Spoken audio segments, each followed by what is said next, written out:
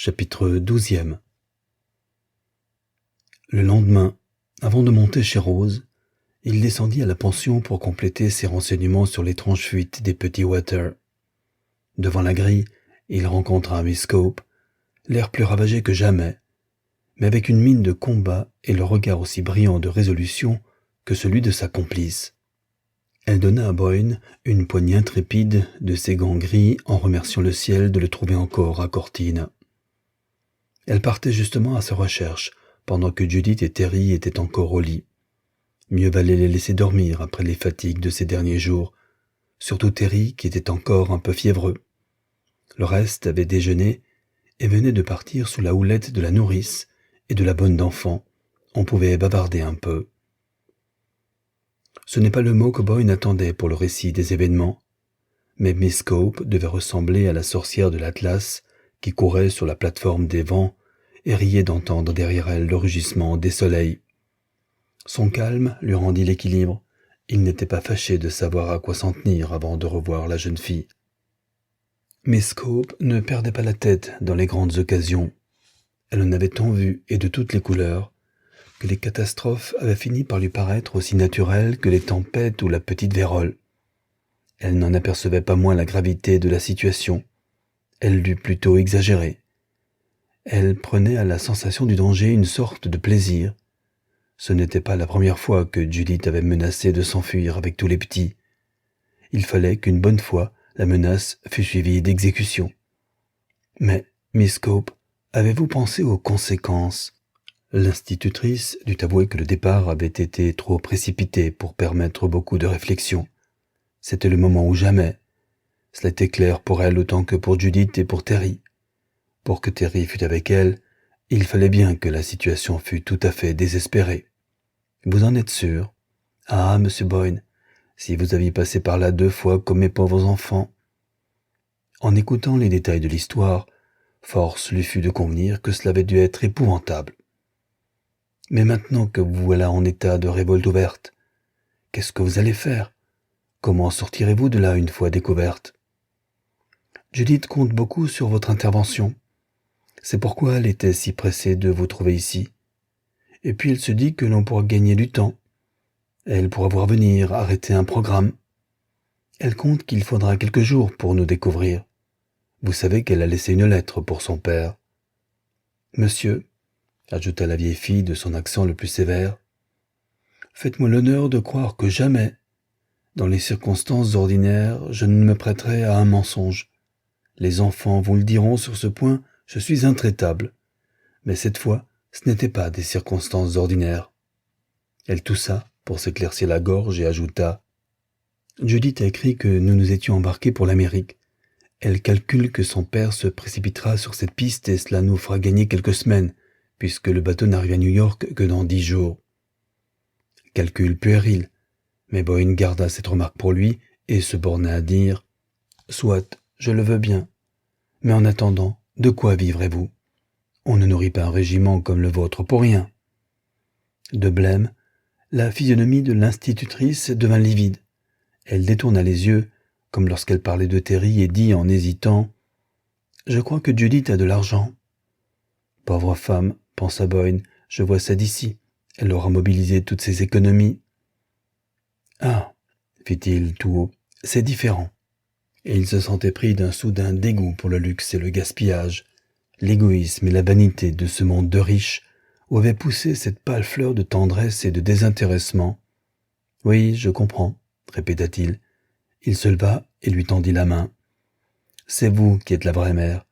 Si je puis quelque chose, dans la limite de mes humbles ressources. » Une larme coula dans les rides du visage détourné de l'institutrice. Il la devina au geste rapide du vieux gant de coton. « Je sais. Voyez-vous, monsieur, c'est une vraie providence de vous avoir trouvé. » Il serra très fort le gant humide et assura la vieille femme qu'elle pouvait compter sur lui. « À présent, au revoir, » ajouta-t-il. « Je m'en vais réfléchir et revenir un peu plus tard, quand Judith et son frère seront réveillés. » Il était plus de 11 heures quand il arriva au chalet. Heureusement, il n'y avait pas d'excursion pour ce matin-là. Madame Sellers avait des lettres à écrire et avait dit la veille qu'elle ne l'attendait pas de bonne heure. En approchant de la maisonnette sur la pelouse d'émeraude, il aperçut son amie sur le balcon près d'une table à écrire, mais elle était debout, accoudée à la rampe, et interrogeait du regard le chemin qu'il avait l'habitude de suivre.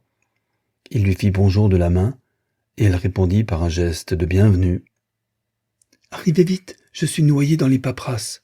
lui cria-t-elle gaiement.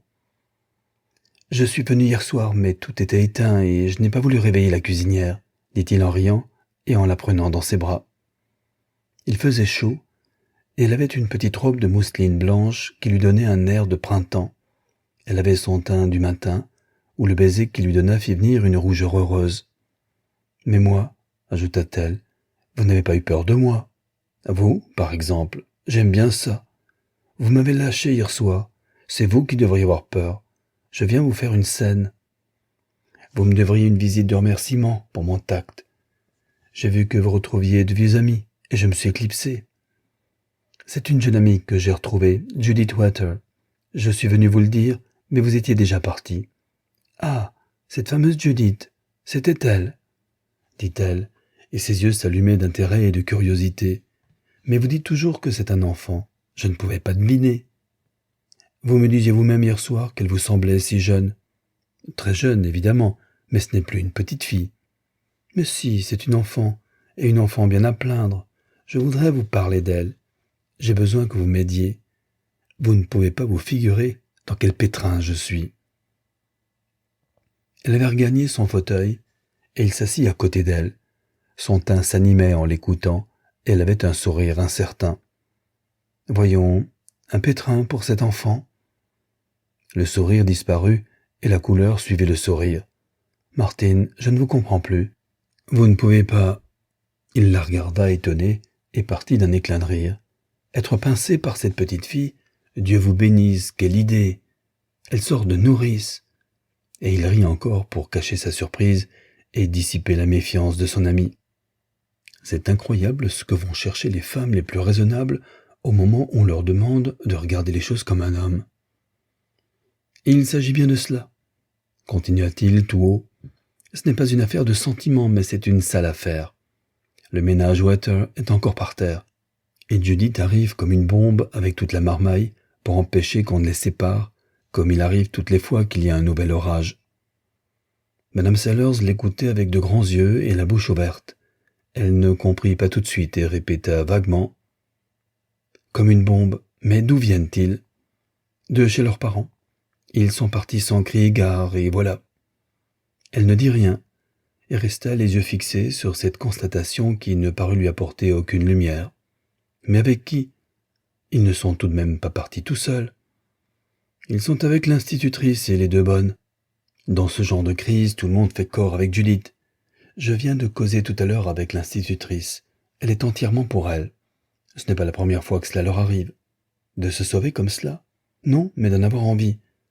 La dernière fois, Judith a dit à ses parents que s'ils redivorçaient, elle emmènerait tous les petits, plutôt que de subir une nouvelle séparation. Quand le ménage saute, on partage les petits entre les ex-parents, et il y en a qui sont de fameuses canailles, un soi-disant prince italien, une star de cinéma, et lord je ne sais qui par-dessus le marché, sans parler des nouveaux éléments qui menacent d'entrer dans la famille, si Joyce et Water se remarient chacun de leur côté, comme ils le feront dans 5 minutes si on les laisse faire. Rose, le menton dans la main, écoutait dans un silence mélangé de dégoût. Quand Boyne eut cessé de parler, elle resta 1 minute immobile et sans lever les yeux, puis elle prononça à voix basse « C'est tout simplement monstrueux. »« Oui, » dit-il, « et pourtant c'est vrai. Les horreurs que ces pauvres petits ont dû voir, c'est pour leur en épargner d'autres que leur sœur les a emmenés. Je la comprends, pauvre enfant. » Son visage exprimait la pitié. « Au commencement, je n'y étais pas. Maintenant, je commence à comprendre. Elle vient naturellement dans l'espoir que vous allez la tirer de là. Elle n'a pas eu le temps de la réflexion. Elle se rappelait vaguement mon adresse, voilà tout. Mais l'argent, où ont-ils trouvé de l'argent? Un régiment pareil ne se transporte pas pour rien. » Boyne hésita, puis se dit qu'il n'avait pas le droit de trahir l'institutrice, et se borna à répondre qu'il n'avait pas eu le temps de s'occuper de ce détail, mais que dans une maison d'extravagants comme les Water, Il devait toujours y avoir des sommes disponibles, d'autant que le projet d'envoyer les enfants à la montagne était dans l'air. Quelle horreur! Tout cela est un mélange de folie et de choses touchantes. Où sont-ils, ces pauvres petits? À votre hôtel, je pense? Madame Sellers était rentrée prendre son chapeau et son ombrelle. Soyez gentil, je serais heureuse de les revoir tout de suite. Boyne fut touché de ce mouvement, mais alarmé secrètement de ce qui allait arriver si son ami se trouvait exposé sans préparation à un assaut en masse de tous les jeunes Water. Il expliqua que la famille avait pris ses quartiers dans une pension à bon marché, que tous les petits étaient déjà dehors, et que les deux grands étaient en train de dormir sur leurs émotions. « Voulez-vous que je descende, ajouta-t-il, et que je vous ramène Judith toute seule? Cela vaudrait mieux de la voir d'abord sans tous les autres. Tous les 7, je craindrais que ce ne soit trop pour vous. » Et il y en a un temps que cela. Elle convint que le mieux serait en effet de ramener la jeune fille toute seule à déjeuner. « Si une vieille femme ne lui fait pas peur, ajouta-t-elle. L'idée que Judith pouvait avoir peur de quelqu'un fit sourire Boyne, mais il trouva fort aimable l'invitation de son amie et se félicita qu'elle fût là pour lui donner un bon conseil.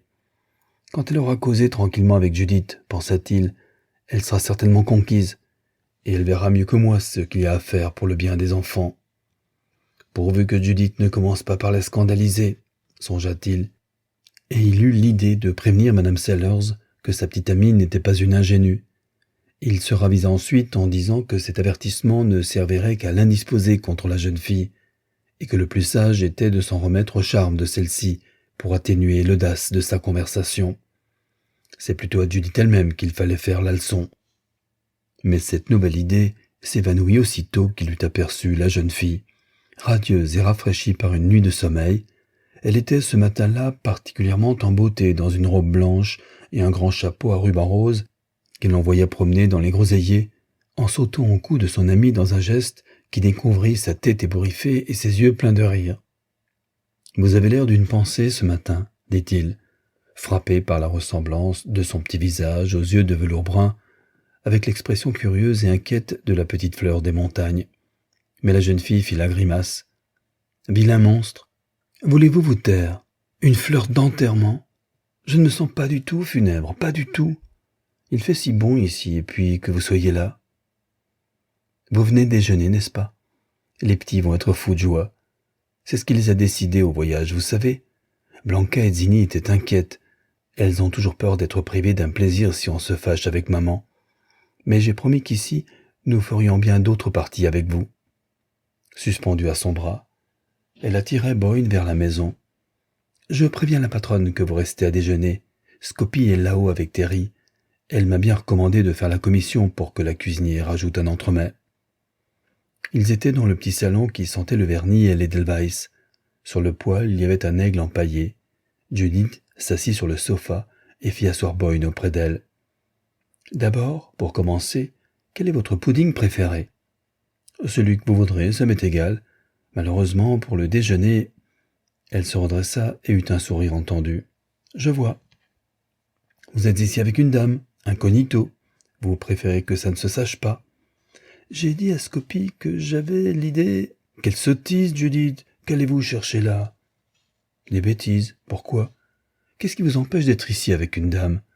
Vous êtes encore très bien, mon cher. » Elle ferma à demi les paupières et lui glissa un regard insinuant. « Ne parlez donc pas comme une manucure. Le fait est que j'ai ici une vieille amie à moi qui aimerait beaucoup vous voir et qui a eu la gentillesse, une vieille amie, comme j'ai l'honneur de vous le dire, vieille comme Scopie. Non, peut-être même pas tant que madame votre mère. Et vous avez le toupet de prétendre qu'elle est vieille? Est-ce qu'elle est aussi plus jolie que maman? » dit-elle d'un air inquisiteur. « Je n'en sais rien, je n'y ai jamais pensé. En tout cas, je suis sûr qu'elle ne s'habille pas si bien. Mais vous devez trouver que Joyce s'habille un peu trop. » « Je n'ai jamais pensé à cela non plus. Quand je dis vieille, je veux dire que Madame Sellers et moi, nous sommes de vieux amis. Elle habite là-haut, dans le chalet derrière les hôtels, et elle m'a demandé de vous amener à déjeuner. Moi, toute seule? Elle n'aurait pas demandé mieux que de vous avoir tous, sans oublier Chip. Mais la maison n'est pas grande, vous ne pourriez pas y tenir. Alors, pour ne pas faire de jaloux, venez que je vous présente. Je serais très heureux que vous vous connaissiez. Personne ne vous donnera de meilleurs conseils. » La jeune fille se redressa avec beaucoup de raideur. Son visage se vida de toute expression. « Les vôtres me suffisent, dit-elle. D'ailleurs j'irai si vous voulez. »« Il n'y a pas de si je veux. Dites-vous que si je vous donne un conseil qui nous serve, c'est que j'aurais consulté Madame Sellers. Ce n'est pas trop de se mettre à deux pour vous sortir d'affaires. Vous n'avez pas l'air de vous rendre compte dans quel drap vous vous êtes mis. Elle est plus jeune que maman et vous ne savez pas comment elle s'habille. C'est donc que vous êtes amoureux d'elle. Il n'y a pas à sortir de là, continua Judith, comme si les derniers mots de Boyne ne lui avaient pas fait la moindre impression. Que je le sois ou non, je ne vois pas ce que cela y fait, répliqua-t-il en commençant à se mettre en colère. Ce qui compte, c'est que c'est une des femmes qui ont le plus de cœur et de bon sens que je connaisse. C'est ce que les hommes disent toujours, dit la jeune fille d'un air pensif. Elle se retira légèrement en arrière pour étudier son voisin à travers ses paupières mi-closes. « Cela doit être épatant d'être amoureux, » murmura-t-elle, et elle poursuivit avec un sourire taquin. « Blanca est toujours tellement plus maligne que moi. Elle nous a dit, voyons, c'est clair, si Martin est tellement pressé de quitter Venise, c'est qu'il veut être tranquille pour trouver une connaissance. » Sa voix baissa et les coins de ses lèvres tombèrent. « Vous avez dû me trouver bien bête, de tomber comme une étourdie dans votre tête-à-tête et vous creuser la cervelle pour vous débarrasser de nous sans vous faire des affaires avec papa et maman. » Boyne était à la fois ému et exaspéré, comme il lui arrivait souvent en parlant avec la jeune fille, surtout quand celle-ci cherchait à le blesser. Il posa sa main sur la sienne d'un air de reproche. « Mon enfant, vous mériteriez que je vous gronde. Vous ne dites que des sottises. Je me creuse la cervelle pour tâcher de vous tirer d'embarras, voilà la vérité. Je cherche le moyen qu'on vous laisse ensemble comme vous voilà, et que vos parents ne se figurent pas que je suis pour rien dans votre escapade. Quant à eux, vous avez raison, je ne veux pas me brouiller avec eux, parce que cela me donne une chance de me faire écouter si je leur dis que, quoi qu'ils fassent, ils n'ont pas le droit de vous séparer. Si j'ai réussi, je crois que je vous aurais servi de mon mieux.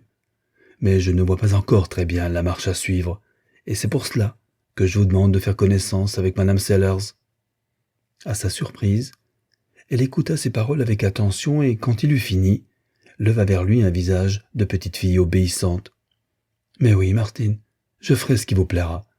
Mais ne croyez-vous pas que votre ami comprendrait mieux si je disais à Nounou de venir avec Chip après le déjeuner? C'est cela, bravo !» s'écria-t-il avec enthousiasme, et la jeune fille, là-dessus, proposa de monter voir son frère avant de partir. Chapitre 13e. Il dut convenir que pour attirer un partisan au Petit Water, c'est celui-là qu'il fallait montrer. Il n'était pas sûr que la jeune fille plairait à son ami, mais il n'avait aucun doute sur l'effet que lui ferait Terry. Depuis le matin, il se demandait s'il suffirait de la meilleure volonté du monde pour combler l'intervalle qui séparait ces dames, l'une pleine de principes et l'autre d'expérience. Mais entre Terry et Rose, nul besoin d'explication. Leurs âmes se comprendraient en même temps que leurs regards. Boyne décida d'amener son ami après le déjeuner. Il n'y avait pas à compter que l'enfant se lèverait ce jour-là. L'émotion de la fuite, la fatigue du voyage, avaient eu vite fait d'épuiser ses petites forces, et tout ce qu'il pouvait faire était de fixer du fond de son lit ses grands yeux sur son vieil ami en protestant que l'air de Cortina le remettrait bientôt sur pied. Le médecin était déjà venu, et grâce aux soins de l'institutrice, la température du petit malade était redevenue presque normale. « Cette fois, si papa et maman nous laissent ici, je suis sûr que je vais être d'aplomb. Et vous allez bien rester un peu pour vous occuper de vos gosses, n'est-ce pas, Martin ?» Boyne l'assura qu'il resterait le plus possible et ne partirait pas avant que les affaires fussent en voie d'accommodement. Il ajouta qu'il faudrait sans doute négocier, et Terry s'écria. « C'est justement ce qui nous a décidés. Nous savions bien que vous n'alliez pas nous lâcher, et que vous trouveriez moyen de faire une paix avec la famille. » Ses yeux prirent une expression singulière d'insistance. « Voyez-vous, une séparation, cela ne vaut rien, ce n'est pas possible. De ce train-là, nous n'aurions jamais d'éducation. Et quant à des manières, depuis la visite de Zinnia, les petits sont démoralisés. Ils ont entendu dire que Buondelmonte s'est remarié et les B ont perdu la tête. Blanca ne pense plus qu'aux flirts et aux toilettes. Dès que ça se gâte entre nos parents, on dirait que les petits sentent cela dans l'air. On ne peut plus les tenir. Zinni a poché l'œil de Bun, parce que Bun a dit qu'il allait redevenir prince et vivre dans un palais à Rome et qu'il aurait sa Rolls. Un moutard qui ne sait même pas lire, conclut l'enfant avec un geste de mépris. Mais oui, mon vieux, tu as raison. Ça va tout de travers. Il faut arranger ça et s'entraîner. C'est ce que je vais tâcher de faire comprendre à tes parents. En attendant, repose-toi, dors sur tes deux oreilles. Je te promets de faire de mon mieux. Ce n'est pas la peine de promettre. Nous y comptons, dit l'enfant, qui laissa retomber avec une expression de joie sa petite tête sur les oreillers. En remontant jusqu'au chalet avec la jeune fille, il apprit d'elle les détails que la fatigue l'avait empêché de lui donner la veille. Les confidences de l'institutrice avaient toujours le caractère de généralités sombres. Pour le reste, elle s'abritait derrière le secret professionnel et Boyne n'avait pas voulu la forcer dans ses retranchements. Il savait du reste que la jeune fille n'aurait pas les mêmes scrupules, elle ne voyait que le détail. Du reste, ce qu'il lui raconta n'avait rien d'imprévu. Comme elle disait elle-même, c'était toujours la même comédie. À peine Zinnia Lacrosse avait-elle jeté son dévolu sur Gérard Ormerod, l'idée était venue à Joyce qu'elle ne pouvait se passer de lui. Penser qu'il dînait tous les soirs au Lido avec les Wren chez le duc de Mandip, pendant qu'elle se rasait toute seule avec son mari sur le yacht, ou qu'il tâchait de tuer le temps avec des amis de rencontre, quelle humiliation! Et Joyce, dans son dépit, avait exigé le renvoi du précepteur. « Mais Terry l'aime tant !» avait répondu son mari. « Et ça, c'est vrai, » dit la jeune fille. « Il a de l'entrain, il sait bien son métier, on ne peut pas lui retirer ça. » Là-dessus, qu'avait fait Joyce? « Eh bien, s'il ne prend pas immédiatement la porte, » avait déclaré à Water cette femme furieuse, « tu entends? Je divorce et je l'épouse. » Papa est hors de lui, avait conclu la jeune fille. Colère, tempête et tout le tremblement. Compliqué, ajouta Judith, par le fait que c'est moi que Gérard voulait épouser. Comment? Vous? Ma parole, vous êtes tous fous. Je ne suis pas folle du tout. Je vais sur mes 16 ans et je suis un beau parti. Mais vous pensez bien que je ne vais pas lâcher les enfants. Et puis, Terry me dit qu'on ne se marie pas quand on ne sait pas l'orthographe. Ce serait ridicule. Ça, parbleu, ce n'est pas trop dire, s'écria-t-il avec violence. Il pensa l'effet que ces ouvertures allaient produire sur son ami. Voyons, Judith. Au fond, moi, je n'en suis pas convaincu. Il paraît qu'il y a des grands hommes qui n'ont jamais su l'orthographe. Napoléon, par exemple, et Madame de Sévigné, et Shakespeare signe chaque fois d'une façon différente. Vous voilà bien forte en histoire, fit Boyne, à quoi elle répondit avec simplicité. C'est Gérard qui m'a dit tout ça un jour que je pleurais à cause de mes fautes d'orthographe. Ma foi, c'était bien fait, et Terry a bien raison. Ce qu'il vous faudrait d'abord à tous, c'est un semblant d'éducation. Alors, je ne ferais pas si mal si j'épousais un précepteur, dit-elle d'un air angélique. Mais non, reprit-elle. Si je me marie, il faudrait lâcher les petits, alors c'est inutile. Tenez, nous arrivons, fit Boyne, qui se sentait nerveux. La voilà donc, cette chère enfant. Ah mon Dieu, qu'elle est jeune, s'écria Madame Sellers en se précipitant pour embrasser la jeune fille. Jeune, se dit Boyne, et elle, comme elle l'est, dans sa légère toilette de crêpe. Penchée sur la tête de Judith, la sienne semblait celle d'une grande sœur. Le second mouvement fut de s'apercevoir que ce geste empressé laissait la jeune fille assez froide. Elle sourit en levant les yeux sur son hôtesse. « Jeune, pourquoi ?» demanda-t-elle avec une simplicité pleine de menace. « Et que sais-je pour tant de responsabilités ?» fit Rose, rabrouée dans son élan prémédité. « Ce doit être un compliment, je pense. À l'âge de maman ou au vôtre, il paraît que c'est très flatteur de s'entendre dire qu'on est jeune. Seulement moi, je n'ai que 16 ans, alors ça me paraît tout simple. »« Ce n'est que plus aimable à vous de venir voir une vieille dame comme moi, » reprit Rose, battant en retraite dans les banalités. La jeune fille posa sur elle le regard calme de ses yeux de velours et répondit avec une simple franchise. « Martine nous a promis que vous seriez notre amie. Nous en avons grand besoin. » Les yeux de Rose s'adoucirent. « Martine vous a dit la vérité. Nous serons si bons amis que vous voudrez. Il vous aura dit aussi que j'aurais voulu avoir de la place pour vous accueillir ici tous, mais ce chalet est une boîte d'allumettes. Et nous sommes un peu encombrants. » Rose écarta d'un gentil rire cette impertinence gratuite de son vieil ami.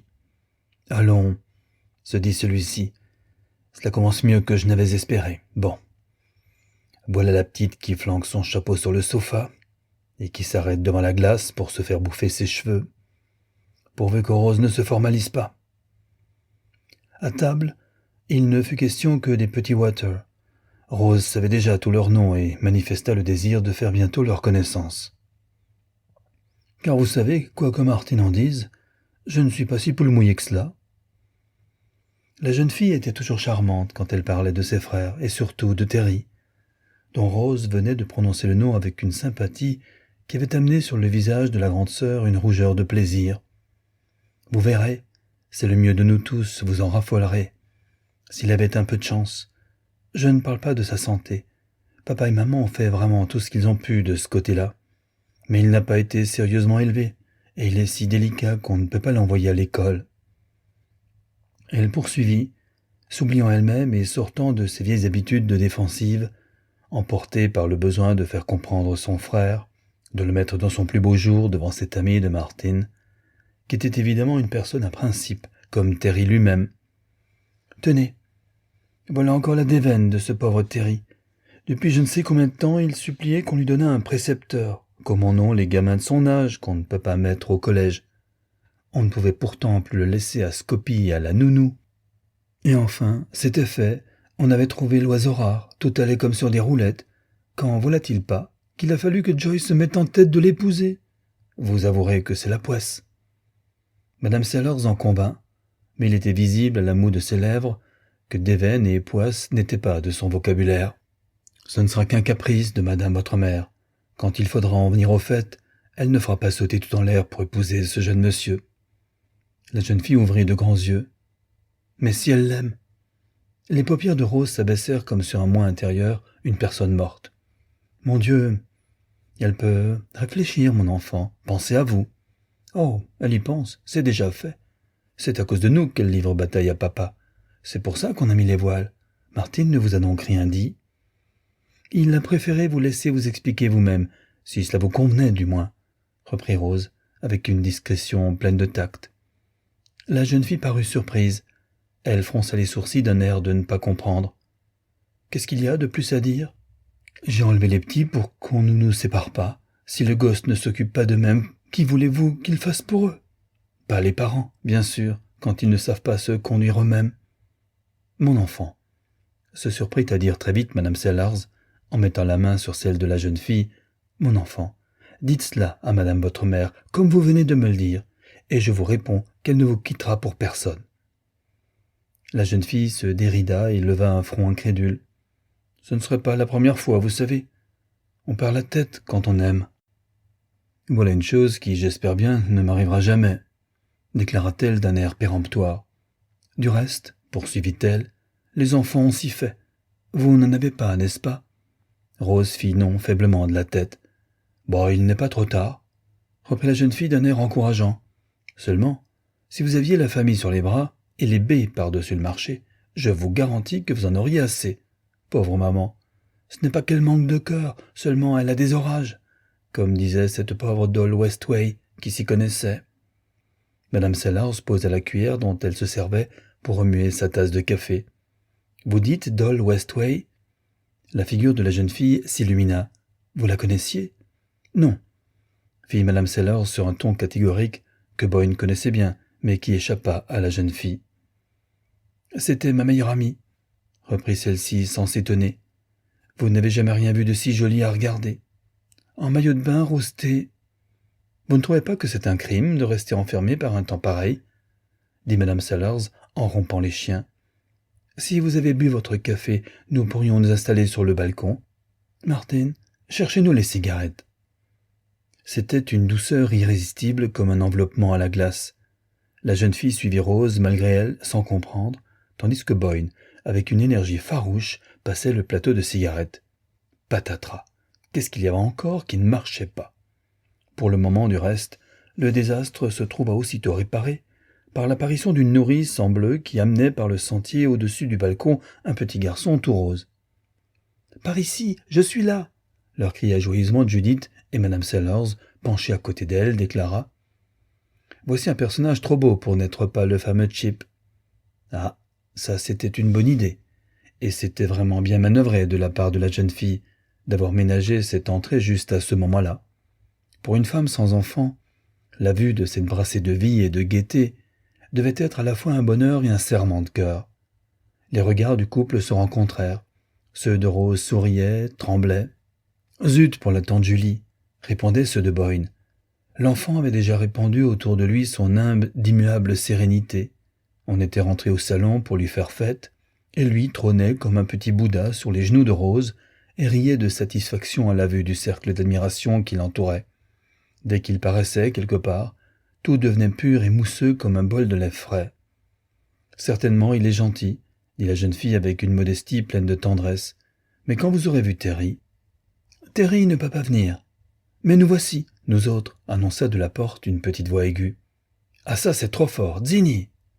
Et Judith bondit avec indignation, mais déjà s'encadrait dans la porte la petite personne de sa jeune belle-sœur, dont la tignasse de feu était suivie des têtes crépues de Bun et de Beachy.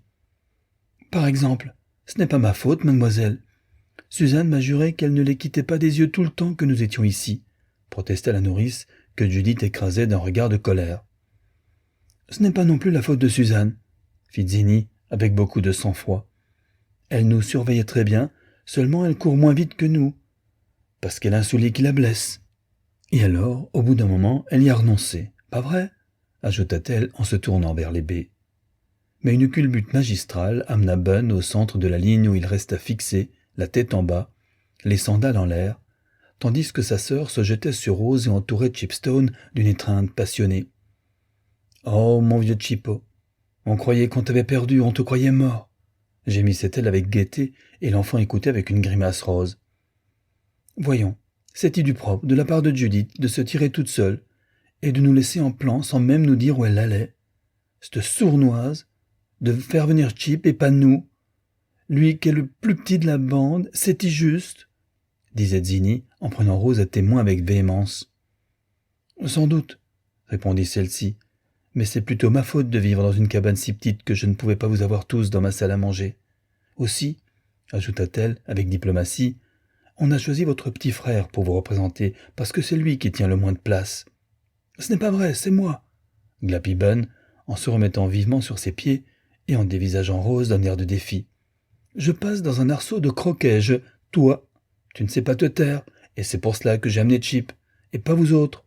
s'écria Judith en secouant son petit frère, tandis que Nounou s'emparait de Beachy pour étouffer un début de crise de sympathie et de hurlements fraternels.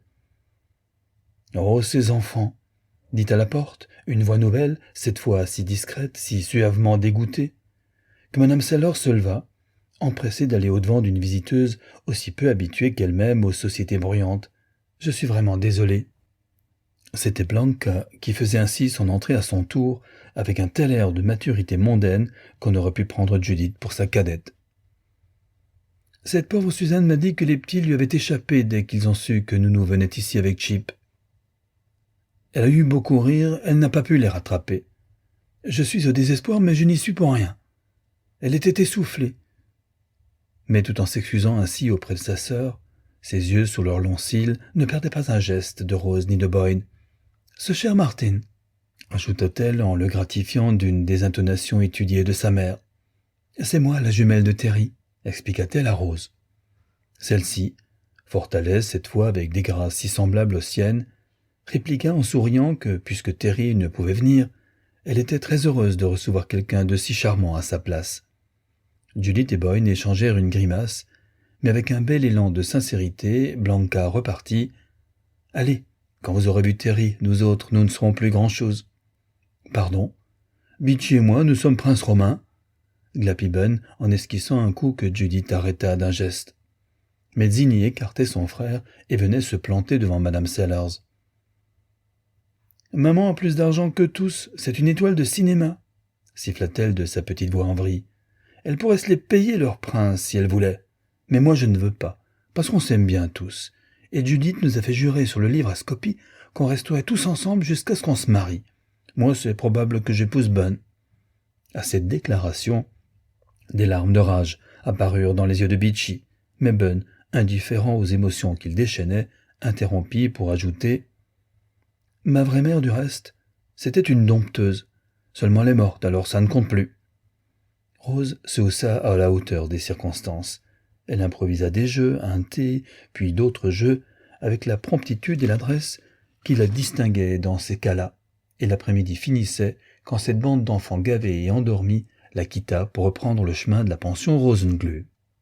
Sur le seuil du chalet, Zinni se retourna en levant le nez vers le balcon. « Je suis sûr que si vous aviez su qu'on viendrait, vous nous auriez préparé une petite surprise. » Une gifle de la grande sœur châtia l'indiscrète, et Judith se hâta de ramener son petit troupeau, pas assez vite cependant, pour ne pas entendre la réponse de Madame Sellers. « Revenez demain, et vous verrez. » Rose n'attendit pas si longtemps pour rendre leur visite à la turbulente famille. Le soir, elle fit un paquet de livres choisis à l'intention de Terry et descendit avec Boyne jusqu'à la pension Rosenglue. La petite classe était à table. Miss Scope reçut la visiteuse et la conduisit au chevet de l'enfant. Judith et Boyne restèrent en bas parce que le docteur avait recommandé de ne pas le fatiguer.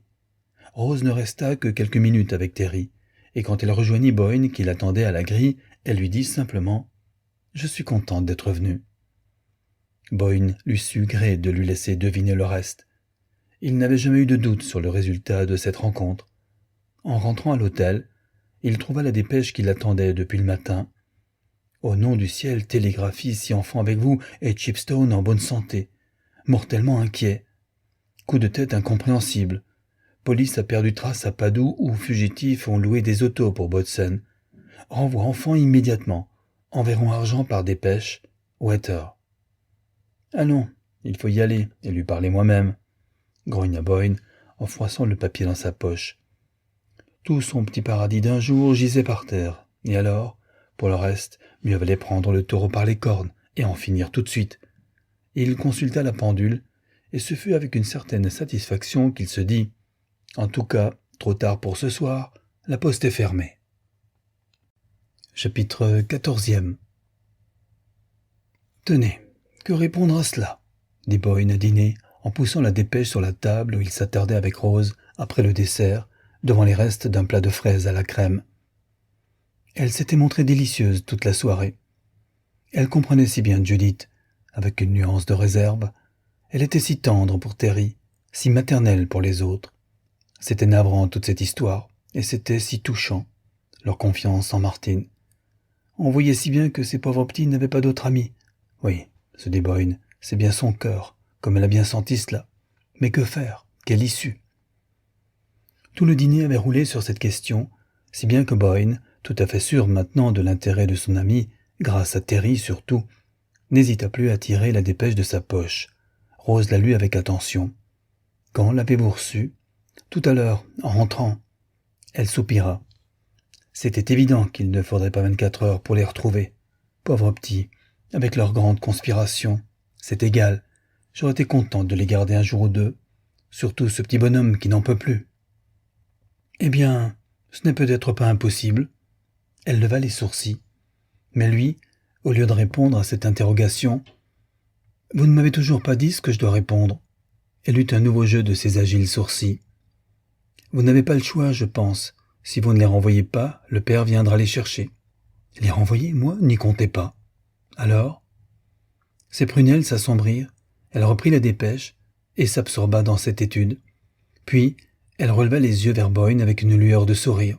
« Je serais curieuse de connaître votre idée. » Il la regarda, perplexe. « Et si je ne répondais pas du tout ? À votre aise. Mais qui peut empêcher le père de téléphoner à l'hôtel, de demander si vous y êtes, et si on vous a vu avec une tripotée d'enfants ? Mais justement, si je n'y suis plus, je déguerpis, je pars pour Pieve di Cadore, n'importe où, et les petits, je les emmène. C'est sérieux ? Tout à fait sérieux. » Elle eut un petit rire comme un froufrou de soie. « Cher ami, je ne vous croyais pas si enfant. Combien de temps vous figurez-vous que vous pourrez vous cacher ? Vous ne feriez que gâter les choses pour ces pauvres petits, et pour vous. Moi, je m'en moque, mais pour eux. » Il fronça le front et réfléchit. « Ma foi, c'est vrai. Vous avez peut-être raison. Alors, qu'est-ce que vous me conseillez ? » « De persuader cette jeune fille de rentrer sans perdre un moment. Cela me fait beaucoup de peine, surtout pour ce petit Terry. Mais je ne vois rien de mieux à faire. » Il se leva et se mit à arpenter la pièce. « Ça, jamais. » Elle posa doucement ses bras blancs sur la nappe et suivit en souriant sa promenade impatiente. « Alors ? » ?»« Je ne sais pas, je ne vois pas clair. J'ai du temps devant moi, la nuit porte conseil. » »« Vous aurez beau vous creuser la tête, vous n'en serez pas plus avancé. » Elle sourit et lui envoya un regard presque hostile. « Il m'est arrivé de me tirer d'un ou deux pas plus difficiles. »« Je n'en doute pas, » répondit-elle avec un ton d'admiration légèrement moqueuse. Ils en étaient demeurés là, trop avisés pour prolonger une discussion inutile. Et le lendemain matin, en effet, Boyne, sans recourir à personne, se leva muni d'un plan. Il décida de commencer par voir la jeune fille et se trouva devant la pension avant que les volets de sa chambre fussent ouverts. Il convoqua l'institutrice et lui dit de faire descendre sur le champ sa maîtresse. « Mauvaise nouvelle, monsieur ?» fit-elle avec inquiétude. « Vous ne croyez pas sérieusement qu'il faudrait plus de temps que cela à Water pour vous rattraper ?» L'institutrice blêmit. « Il nous fait suivre par la police ?» Il éclata de rire. « Pour détournement de mineurs. Dans ce cas, ma chère demoiselle, je vous jure que les gendarmes ne passeront que sur mon corps. » Elle s'apprêta à sortir et se retourna sur le seuil. « Judith a tout fait, moi le sachant, et j'ai prêté mon consentement. Je ne dis pas que j'ai approuvé, » souffla-t-elle dans un murmure pathétique. « C'est entendu, mais faites-la descendre tout de suite, n'est-ce pas ?» Quelques minutes, et la jeune fille était en bas, fagotée à la diable, dans un peignoir coquelicot, les yeux tout embrouillés de cheveux et de sommeil. « Qu'y a-t-il, Martin? La police ?» Il se remit à rire avec un peu d'impatience. « Ne faites donc pas l'enfant. Vous êtes aussi bête que Scopie. Vous supposez donc que votre père vous ferait arrêter ?» Elle répondit à sa question par une autre. « Qu'est-ce qu'il va faire alors ?» Il lui tendit la dépêche, et elle, rapide comme l'éclair. « Vous avez répondu ? » ?»« Pas encore. »« Eh bien, il ne reste qu'à partir. » Il la regarda, si stupéfait d'une telle capitulation, qu'il se sentit tomber à plat. Il venait, prêt à se battre pour elle, à la vie, à la mort, et elle se rendait. « Nous pourrions attraper un bateau à Trieste ?» fit-elle en poursuivant un monologue intérieur. Cette question imprévue redressa Boyne sur ses pieds. « Pourquoi Trieste? Pour aller où ?» dit-il en la regardant ébahi. « Ça m'est égal. N'importe où on ne nous trouverait pas tout de suite, » dit-elle en se répondant à elle-même, comme s'il n'était pas là. « Qui sait? Le mieux sera peut-être de rentrer en Amérique. Qu'en pensez-vous? Il y a là-bas grand-mère, la mère de maman. Nous serions bien chez elle. En attendant, vous feriez croire au waiter que nous sommes toujours ici. Il se rassurerait et nous aurions le temps de déguerpir. » Boyne fut secrètement satisfait de voir que la jeune fille ne cédait pas. Cela lui ressemblait d'abord, et il en était au point de lui demander avant tout d'être elle-même. Il conserva pourtant assez de présence d'esprit pour répondre d'un ton ironique.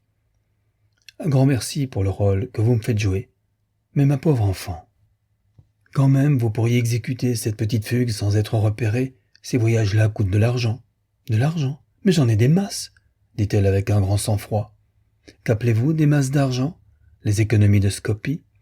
La jeune fille rougit. « C'est elle qui vous a dit. » »« Elle ne m'a rien dit, mais j'ai deviné. Scopie n'est pas inquiète. Elle sait que je suis un beau parti et qu'elle ne perdra rien. Et jusqu'où croyez-vous que son pauvre argent vous mènera ?» Elle baissa la tête une seconde et la releva aussitôt avec un sourire de confiance. « Pas bien loin, pauvre vieille Scopie, mais j'ai d'autre argent, Martine. Je suis riche. »« Si riche que cela ?» Elle appuya sa tête ébouriffée sur le bois du sofa, pour se donner le plaisir de jouir un petit moment de l'étonnement de Boyne avant de s'expliquer. « 5 000 $, vous ne trouvez pas que c'est une somme ?» Il fit un petit sifflement de surprise, comme pour dire « Ah, vous m'en direz tant ?» Et elle secoua la tête pour répondre « C'est comme je vous le dis. Vous avez 5 000 $ à vous ?»« Pas à moi, mais je savais que papa les avait. » Boyne bondit, craignant de comprendre. « Vous saviez ?» « Ne faites donc pas de gros yeux, Martine. J'ai pris cet argent à papa si c'est cela que vous voulez me faire dire. Papa en a toujours des tasses sur lui, parce que cela leur épile de signer des chèques. » « Alors, tout simplement, vous vous êtes servi vous-même. »« Ce n'était pas bien difficile. Je savais où il met ses clés, » dit-elle, comme pour repousser loyalement des louanges imméritées. « Du reste, il y avait une somme destinée en grande partie aux frais de notre voyage en Engadine. Ainsi, c'était à peine un vol. Boyne se rassit, cette fois à l'autre bout de la pièce. Il avait l'air de redouter on ne sait quel maléfice caché dans cette petite figure en peignoir coquelicot, brouillé de sommeil et de mèches folles, et qui se rencognait dans l'angle du canapé d'un air de défi. « J'espère que vous avez dit cela à votre père dans la lettre que vous lui avez laissée en partant. »« Quoi ? Que j'avais pris l'argent ? Alors ce n'était vraiment pas la peine de le prendre, » dit-elle en riant. Boyne fit un grondement sourd et demeura les yeux fixés sur les lattes bien grattées du parquet. Il concentra son attention sur un des nœuds du bois résineux, puis il se releva avec difficulté sur des jambes de plomb. « C'est bien, » dit-il. « Je ne m'occupe plus de vous, je m'en lave les mains. » Elle se leva aussi et vint à lui. « Martine, » dit-elle d'une voix effrayée, « qu'allez-vous faire ?»« Moi ? Rien. »« Répondez vous-même, si vous voulez, » répliqua-t-il avec brusquerie, en repoussant la main qu'elle lui tendait. Il traversa la pièce, regarda sans les voir son chapeau et sa canne qu'il avait jetés sur la table en entrant, et se disposa à sortir sans songer à les reprendre. Sur le seuil, la jeune fille s'empara de son bras d'un geste désespéré. Elle levait vers lui un visage humide et effrayé. « Martine, appelez-moi donc voleuse, et que tout soit dit. » Il se retourna violemment. « Savez-vous ce que vous êtes, petite malheureuse ? Une sauvagesse de la terre de feu a plus de sens moral que vous. C'est possible, je n'en connais pas. Meddle Westway faisait comme ça. Comme quoi ? Prendre dans le tiroir de sa mère. C'était le seul moyen. Payer des notes, les parents ont tous horreur de ça. » Elle tremblait de tout son corps sans le lâcher. « Miss Cope, c'est tout, j'espère. » Elle fit signe que oui. Je lui dis qu'il le fallait. Cela n'a pas été sans peine. Elle a bien vu pourtant que c'était le seul moyen. Elle a très peu de côté parce qu'elle a un frère qui boit. Et Terry, est-ce qu'il le sait, Louis ? Voyons, Martine, mais Terry, vous n'y pensez pas, vous n'êtes pas sérieux. Vous me dites ça pour me faire peur, Martine. Vous ne direz jamais rien à Terry, n'est-ce pas ? J'en mourrais. Tous les autres, ça m'est égal. Il se tut. L'étreinte désespérée de la jeune fille lui faisait mal, comme si le bras qu'elle tenait était paralysé et en même temps traversé d'aiguilles de feu. De même, deux sentiments pareillement opposés se partageaient son cœur. D'une part, il était accablé de la détresse de son impuissance. Toute sa pitié, quelque chose de plus que la pitié, prenait parti pour la jeune fille. En même temps, un autre sentiment presque aussi fort l'éloignait d'elle. Sa vieille habitude d'une probité sans réserve, l'honneur de l'homme de travail qui tient sa parole et exige en retour qu'on la tienne coûte que coûte, à tout prix. La laisser dériver, elle ? Je ne peux pourtant pas. Cette formule résumait à peu près son désordre. Elle supplia. « Martine, que voulez-vous que je fasse ?» murmura-t-elle, les lèvres tremblantes. Les siennes devinrent de bois. « Asseyez-vous à cette table et écrivez à votre père que c'est vous qui avez pris l'argent, et pourquoi vous avez fait cela. » Elle réfléchit un moment, elle paraissait souffrir.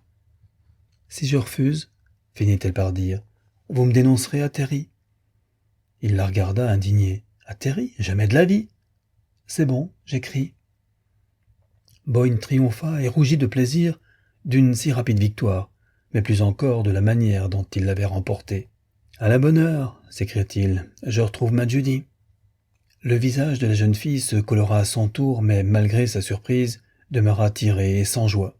« Mais si j'écris, tout est fini. Tout est fini de toute manière, mon enfant. » La couleur disparut des joues de la jeune fille. « Vous n'allez pas nous abandonner ? » « Je vous abandonne si peu que je prends demain le train pour Venise et je vais voir votre père. »« Vous allez lui dire où nous sommes ? » ?»« Dame !» La main qui serrait le bras de Boyne retomba. La jeune fille se tenait accablée devant lui, toute sa jeunesse enfuie de son visage. Boyne fut épouvanté de l'effet de ces paroles, interdit devant cette immense capacité de souffrir qui était l'élément tragique de ce caractère étrange. « Alors, c'est décidé, vous nous abandonnez. Vous vous désintéressez de ce qui nous arrive. » Il se tut un moment puis rentra dans la pièce et prit entre les siennes les mains glacées de la jeune fille. « Judith, regardez-moi. » Elle obéit. « Vous ne comprenez pas qu'en ce moment une seule chose m'importe, vous faire comprendre ce que vous avez fait. »« C'est toujours l'argent, » souffla-t-elle. « Oui, c'est argent. »« Vous êtes bien sûr que c'est ce qui compte plus que tout ?» Cette question imprévue coupa court le raisonnement de Boyne. Elle sortait d'un plan d'expérience inconnu, jaillissait d'un abîme de souffrance et de désenchantement qu'il n'avait jamais pénétré. « Comprenez-moi, Martine, dit-elle, en saisissant son avantage. Si nous pouvions seulement arriver jusque chez bonne maman Mervyn, je suis sûr qu'elle nous garderait. Elle obtiendrait au moins qu'on ne nous sépare pas. Dans toutes ses lettres à maman, elle nous appelle ses pauvres petits. C'est une dame très vieux jeu, bonne maman Mervyn. Quant à l'argent, Martine, papa ne s'apercevra pas de sitôt de la soustraction. Il y en avait bien davantage dans le coffre où je l'ai pris. Il en emporte toujours pour des sommes fabuleuses et il ne compte jamais. Il ne sait pas ce qu'il dépense. Une fois, son valet de chambre lui a pris une très grosse somme. Il a mis plus d'1 an à s'en apercevoir. Et sans argent, comment voulez-vous que nous allions en Amérique ?» Boyne fit effort pour se raidir et détourna les yeux de la petite sirène. « Alors vous jouez à pile ou face sur la même chance que ce filou. »« Allons. » Ce mot lui fit du bien. Cela allait mieux à présent. Il put continuer sur un ton plus humain. « Ma pauvre enfant, vous ne voyez pas que c'est cette affaire d'argent qui gâte tout. D'abord, vous allez me le remettre, et moi, je vais de ce pas le rendre à votre père. Alors, je me battrai pour vous comme un lion. » La jeune fille parut n'entendre que ces derniers mots. « C'est vrai, Martine chérie, c'est vrai que vous ferez cela. » À l'instant, il sentit ses bras autour de son cou et son jeune visage humide sous ses lèvres. « Voyons, voyons, grommela-t-il. Je le savais bien, Martine. J'en étais sûr que vous ne nous laisseriez pas tomber. » Elle exultait, soulagée, heureuse, presque en extase. Elle paraissait ondoyer sur des gerbes de flammes. Elle chantait. « Martine, je suis sûr que vous saurez leur parler comme il faut. »« Montez vite chez vous et apportez-moi cet argent, » lui rappela-t-il d'une voix sévère. Elle sortit. Il resta près de la fenêtre, les yeux perdus sur le paysage. Monde de lumière et de liberté, vaste croupe des montagnes, flèches de granit, colonnes de nuages dont les grandes ombres bleues faisaient la course dans les vallées. De tout cela, il ne voyait rien. Rien que le mince fil de la voie ferrée qui allait à Venise, où étaient les Water. Il lui restait à faire écrire cette lettre de la jeune fille à son père, et il lui restait, hélas, à la livrer elle-même, à livrer cet enfant qui lui faisait confiance entre les mains de l'ennemi.